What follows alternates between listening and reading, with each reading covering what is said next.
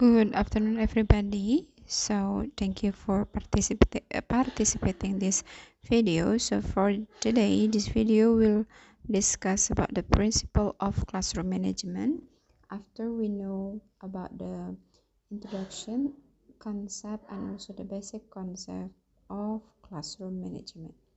So in classroom management, as before, I define as a process that need a teacher to manage a classroom in order for an effective teaching and learning activities to take place.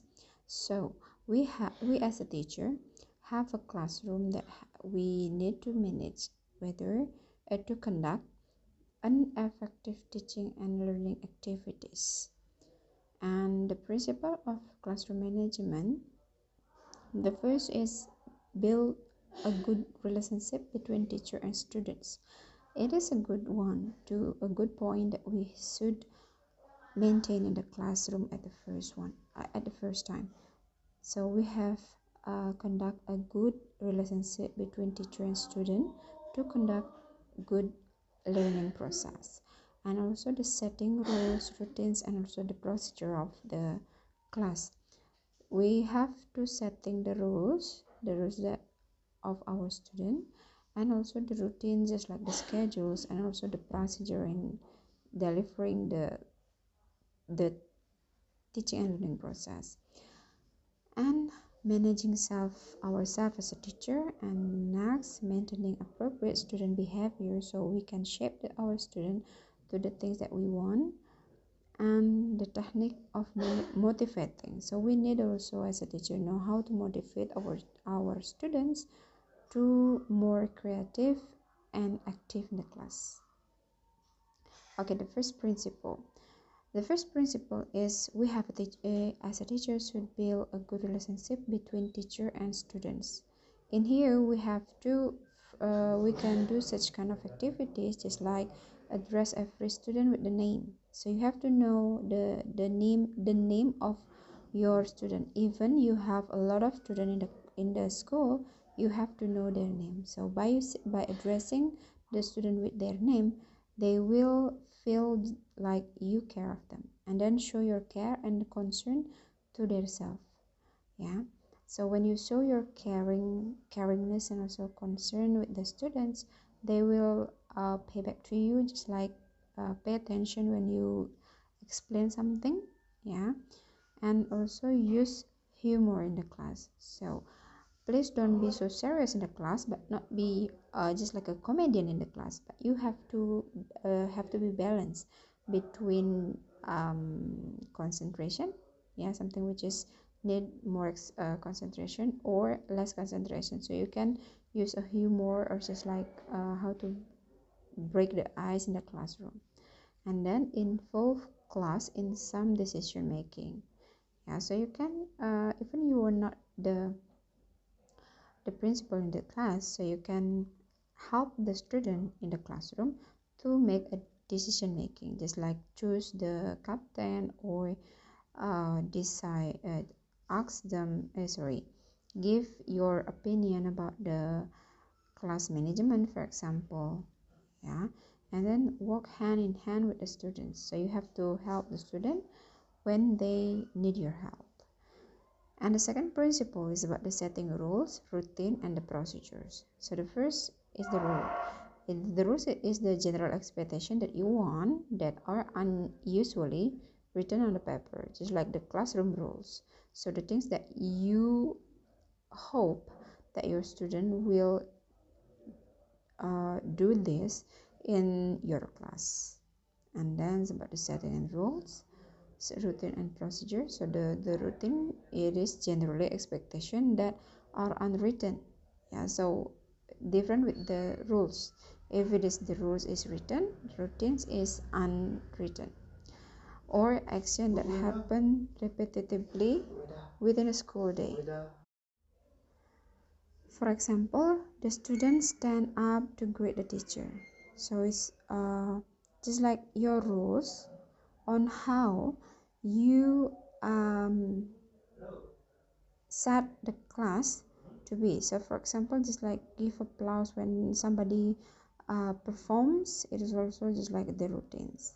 And then the procedure itself, see, it is about the general expectation for a specific activity. For example, state a clear instruction before start any group activity, just like you give the procedure how the process of the learning today, or give command to them about what they should do. It's about the procedure. And then the third principle is about the managing self. Yeah, so you, as a teacher, before we already know that teacher has so many roles in teaching. Just like it can be a doctor who give medicine to the patient, just like you give the medicine or way to solve your student problems. Yeah, so in managing self, a teacher also have to be a fair person, a firm and strict but friendly and optimist and determined, maintaining a professional image. The first, you have to be fair. The fair is like it's about the performance, so you have to be clear, you have to be balanced, just like you are not just like uh, well groomed. And also in taking a decision, you have to be fair for all students. And then you have to be firm or strict. Yeah, the firm just like fit to the student, that is just like if they are wrong, so they will get a bad score. If they are right, they will get a good score. Just it's called firm or strict. And then being friendly, so even you are a teacher, you also can become a friendly to your students, so it will be increase their trust to you. And then being optimistic and determined. Yeah, so you give your optimistic and also determined to the students, so they can follow your steps. And the last one is maintain a professional image. Yeah, so this is the hard one. So how you show your performance as a professional image, as a professional teacher.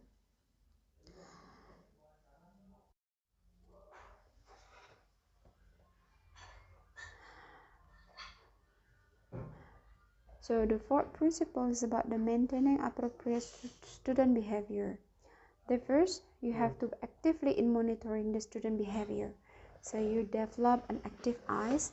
For example, when you give them an assignment in the classroom, so you have to be active, see what your student doing, and also check their activity.